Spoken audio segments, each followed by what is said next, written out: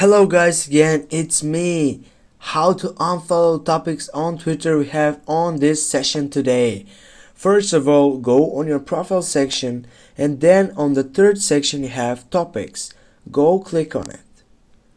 After that you have free dynamic sessions that says followed, suggested and not interested. Now we need to choose the first section that says follow it. Now guys, on the first side you can see which topics you have followed here on Twitter. Simply you should go on, type the site that says following, and with that you will go and unfollow it. Go on the other side again.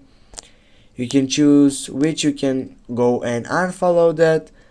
Now for example this one. And now guys, as you can see, we have unfollowed topics on Twitter. Thanks guys for watching. Don't forget to hit that like and share the video. And if you have some problems, comment down below. We are here for you to help you. See you soon guys.